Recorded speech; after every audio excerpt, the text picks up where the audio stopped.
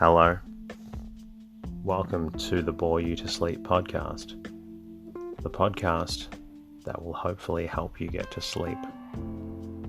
I am going to read an open source book, one that is not particularly interesting, but one that is hopefully boring enough to get you to sleep. Tonight's reading comes from Outland, written by Mary Austin and published in 1910. This book will take you to nature while you slowly drift off. My name is Teddy, and I aim to help people everywhere get a good night's rest. Sleep is so important, and my mission is to help you get the rest that you need. This podcast is designed to play in the background while you slowly fall asleep. Thank you to everyone who shared their words of gratitude with me during the week. Firstly, thank you to Merrily Krebs for becoming a new supporter with a $1 per month contribution. Your monthly financial contribution is a lovely compliment and allows me to bring out more episodes to those who need it. Thank you to everybody who reached out on social media. Thank you to Alan Morgan for your lovely story on Instagram. Thank you also to Karen Bamer for your lovely message on Instagram. I'm glad you're both enjoying the podcast and getting the rest that you need. Thank you to all patrons and sponsors who continue to support the show financially with a monthly contribution. Whether it's $1 or $5, your support allows me to bring out more episodes to those who need them. If you would like to sponsor the show because the podcast helps you fall asleep, please visit boreyoutosleep.com. For all other listeners out there who find the podcast beneficial, please leave a review and comment in iTunes, or leave the show a rating in Spotify. If you would like, you can say hello at boreyoutosleep.com. You can also find me on Twitter and Instagram at boreyoutosleep. In the meantime, lie back, relax, and enjoy the readings. Outland, Chapter 1. Concerning the Trail at Broken Tree. The trail begins at the broken tree with the hawk's nest. As often as we have talked of it since, Herman and I, and that is often as the ceanothus blooms untimely, for a sign of rains delayed, or there is a low moon and a following star, or a wind out of the south with the smell of wild honey in it. We have agreed together that the trail begins at Broken Tree. There were some other landmarks I was quite as sure of at the time, but the creek makes so many turns here and there, I could never find them again.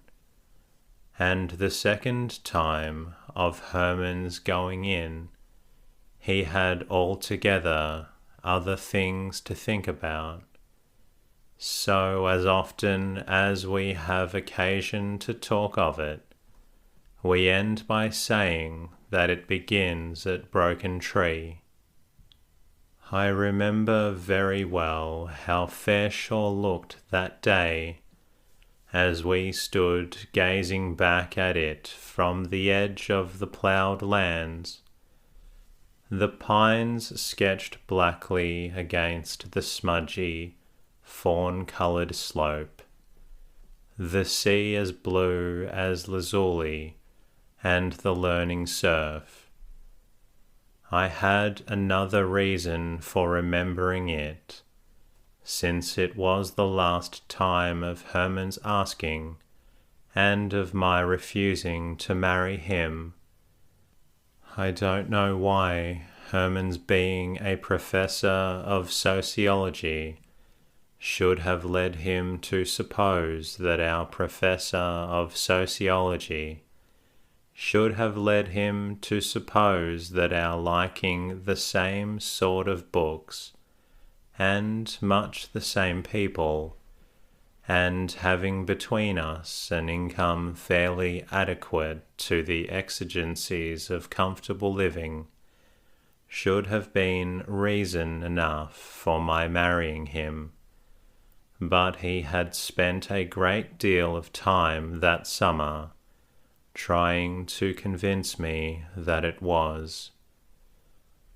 I recall being rather short with him that afternoon, for in the first place, if I had meant to marry Herman, I should not have put all I had into a house at Fairshore, and in the next place, though I had not got to the point of admitting it, the house was proving rather a failure.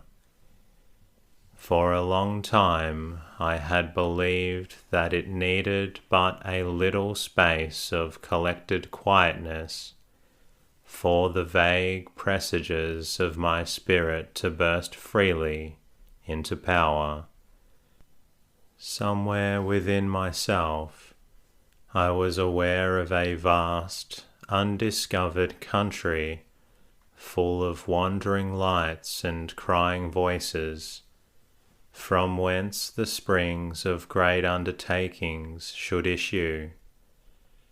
But now the house was accomplished and my position in the English department definitely resigned. All that I had got by it was an insuperable dryness of heart, and a great deal of time which hung rather heavily upon my hands. I had done no work at Fairshore that I was willing to confess to in print. I know I should not until I could escape from the inward desertness into that quarter from whence still, at times, I could feel a wind blowing that trumpeted up all the lagging forces of my soul. And just when I was wanting most to know passion and great freedom of feeling, Herman's offer of a reasonable marriage, of which the particular recommendation was that no feeling went to it, took on the complexion of a personal affront. The more so since there was no very definite way in which I could make clear to Herman just what offended me. He was going on that afternoon to explain to me how, in a marriage free from the disturbances of passion, incidental to temperamental matings, I should be at ease to give myself wholly to the business of bookmaking. With all his understanding, Herman was fully possessed of that academic notion that literature can be produced by taking pains instead of having them. He was very patient with me through it all, crediting my indifference to overwork and to nerves, as a man does with a woman when he is at a loss to know what is the matter with her. The truth was, if I was tired of anything, it was of being the very things Herman most admired in me. I was growing every moment more exasperated. By the time he had got to the point of wanting to know what more there was that he could say, I had reached the pitch of replying that there could be nothing more unless he wished to say the usual thing. and that he turned to me with a sincere and astonished inquiry in his lifted brows, would be merely that you love me and can't live without me. Oh, if you want me to say what the grocer's man says to the cook in the kitchen. He flushed. But you know very well, Mona, that I am not going to insult your intelligence and mine with the clap-trap of passion. Certainly I've no such cheap sort of feeling for you, and I'm not such an infernal cad as to suppose you have, Mona.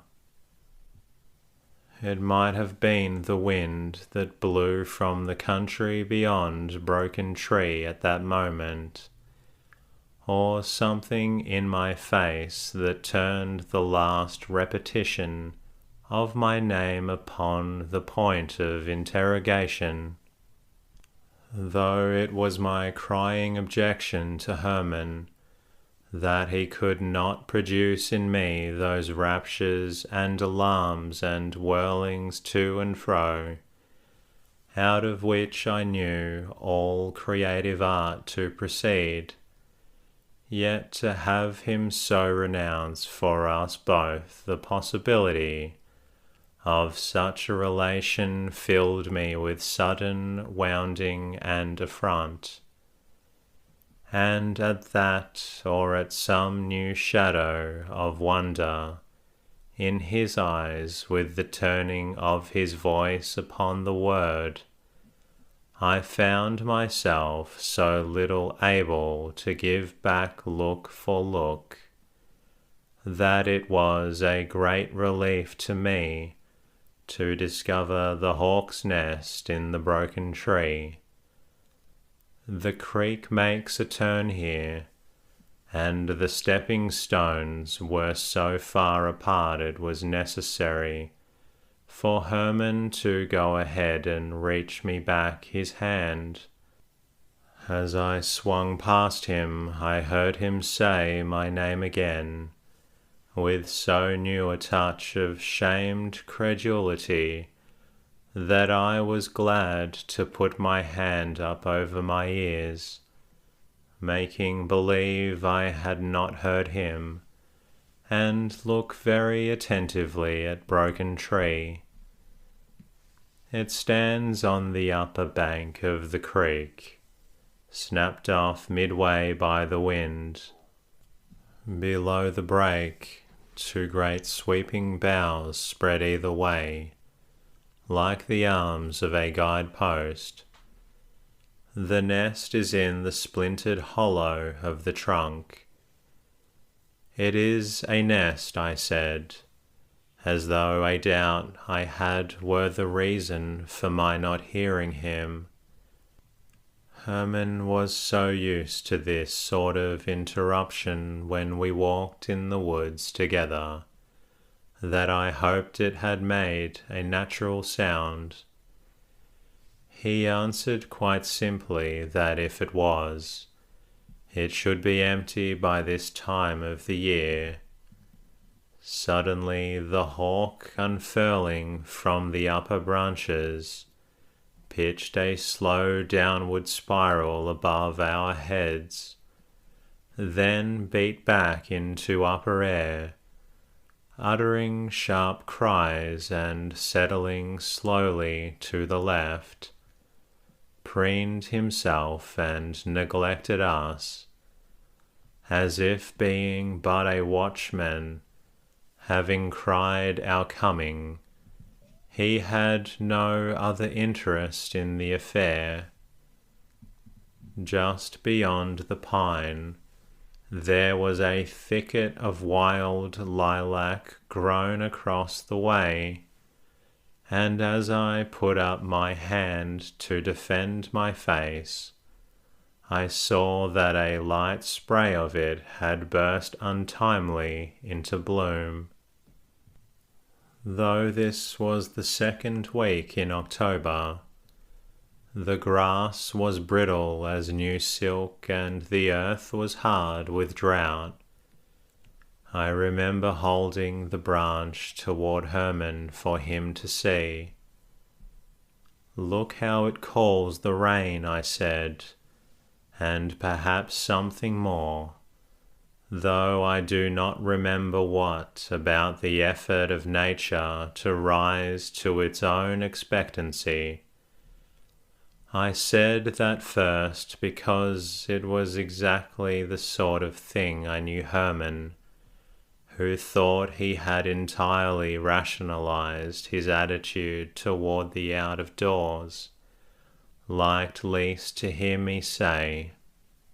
But perhaps because the shadow of the adventure which was to prove him wrong about that and so many things was already over us, he had no answer but to reach out across my shoulder and put up his hand over mine to bear back the heavy branch. This was so little the sort of thing I had learned to expect of Herman, and we were both so embarrassed by it that we could never be quite sure which of us saw it first.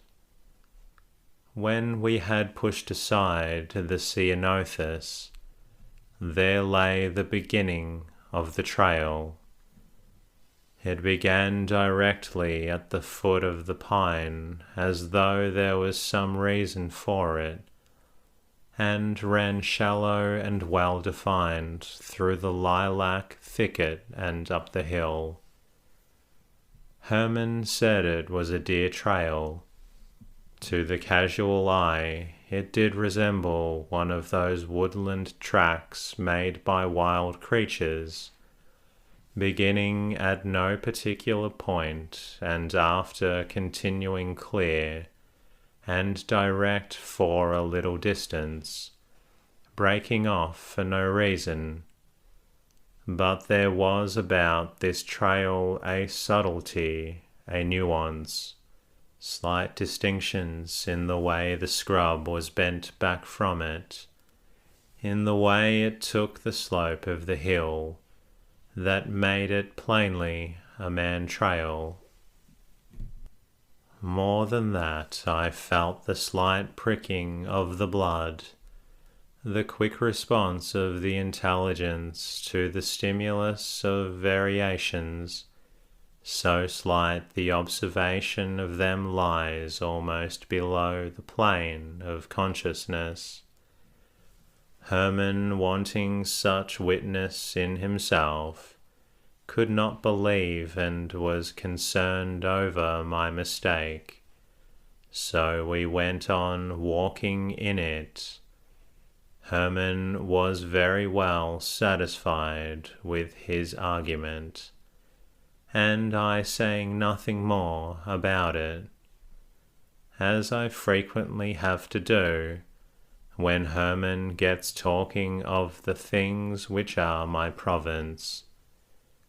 It was very quiet in the wood that day. Scarcely a bird abroad, now and then a still, winged insect threaded the green and gold arcades of the great fern, or a long sigh from the sea passed up the hill along the top of the pines. The trail cleared the scrub and went between young trees, skirting a hollow planted with lean, sombre boles. The ground beneath was white with the droppings of shadow-haunting birds. Beyond that there was more open going among the splay-footed oaks, crusted thick with emerald moss, all a drip from their outer branches, with the filmy lace of lichen. Then a pleasant grassy space of pines before the close-locked redwoods began. I do not know how long we had been following before we heard the jays, but we had come into a little open glade where lilies grew, through which the trail seemed to lead to one of those places where you wished you had to always be. There we heard them crying our approach. Herman said they were jays, and the one first might have been. I know the high, strident call they have, which another hears and repeats, and another, until all the wood is cautious and awake. But one jay calls exactly like every other, and about this there was a modulation that assured while it warned, that said, I have heard, have no concern for me. And even I could not have fancied so much as that in the mere squawking of jays. Be still, I said to Herman, who was protesting cheerfully behind me. You have waked the wood people, and now we shan't see any of them. What people? The people who walk in the woods and leave the meadows warm and tender, whom you feel by the pricking between your shoulders when you come upon the places where they have been. The people who made this trail, whom we heard calling one to another just now. The people. And just then we came upon them. It lay close behind the trail, little sticks in order except a last handful dropped hurriedly on top, when the wood gatherer had started at our approach. Look, I said, this is what they were doing when we came stumbling upon them. It was just a bunch of wood, I shall always insist that it was, and I should have said so if nothing had happened afterward to prove it. Herman kicked it impatiently with his foot. There's a literary temperament for you, he protested. You find a trail made by wood choppers. You hear jays squawking and see a heap of brushwood. Straightway you create a race of people to account for them. You said it was a deer trail a while ago, I hinted, and Herman laughed. It was still and warm in the glade. The needles lay thick and soft, and no grass grew.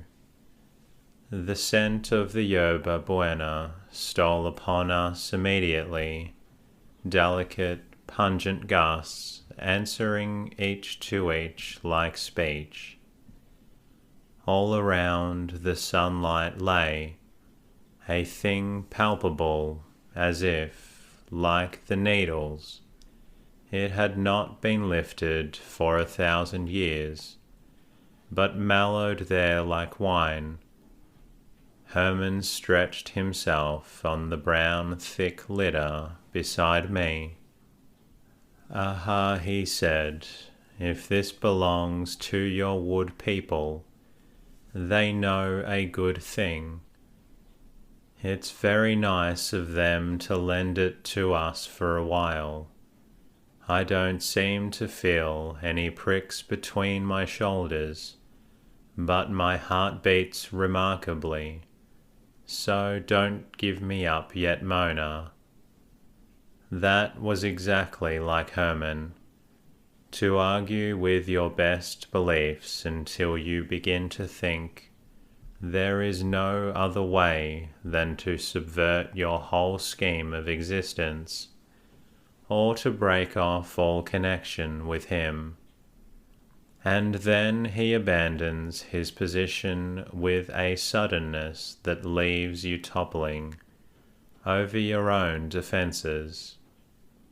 For a moment, I thought he might be going to revert to the matter of my marrying him, but he lay tossing lightly at the dropped needles, and the even breathing silence of the wood closed in again.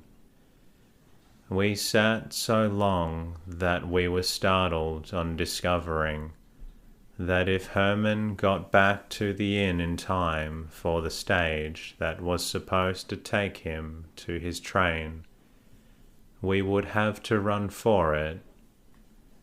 And that, I suppose, was why we took so little notice of the landmarks going out, that though I thought I tried the next afternoon, I could not find the trail again. I wanted to find it too, for if I could once prove to Herman that there was a reality behind the sense of presence in the woods, he credited to the whimsies of a literary imagination, I should somehow put myself in a better case for proving, well, I did not know quite what, but I wanted to find that trail. I tried that day and next. Twice I found the glade and the sun-steeped yerba buena, for the day was warm and the scent of it carried far, and once I got past Broken Tree, but I could never come into the trail in any manner. Then one day, when I had almost given up finding it, and had been a long time in the woods without thinking about it, I found myself walking in the glade again, and the first thing I noticed was that the bunch of wood was gone. Although I had been so sure of its being a bunch of wood in the first place, I was a little startled at missing it, but not in the least alarmed. The day was full of warm, dry fog that goes before a rain. It cleared the ground and curled midway of the tall, fluted trees like altar smoke. I followed along the track, which ran narrowly between the redwood boles toward an open space, at the back of which was the pool of a spring. It gleamed under a leaning bay tree, silver-tipped with light, and there beside it was a man who so matched with the colour of the dappled earth that except for the motions of his singular employment, I might have missed seeing him altogether. He was of a long, clean shape, dressed as to the upper part of his body, in a close-fitting coat of grey moleskin. His feet were covered with sandals. Long bands of leather and of green cloth, coarse like linen, were laced about midway of his thighs. His coat had been loosened at the shoulders, baring his breast and arms, and as he lay on the bank of the pool, he leaned above it and studied the reflection of his face. He had leaves of some strange herb in his hand, which he squeezed together, and having dipped it in the water, rubbed upon his face and hair, watching the effect in the pool. It was his hair that caught my attention most, for it was thick and waving, and most singularly streaked with white. That was the more strange thing because the body of him looked lithe and young. It occurred to me that he might be remedying an offensive greyness as he dipped and rubbed and stooped to mirror himself the better in the bright water. But before I had made up my mind to anything further, he turned and saw me. The first thing he did was to thrust the hand that held the herb straight down into the water with a deliberate movement, all the while holding my gaze with great fixity of purpose, and though he would not so much as let it question what he did, presently withdrawing the hand empty, he stood up.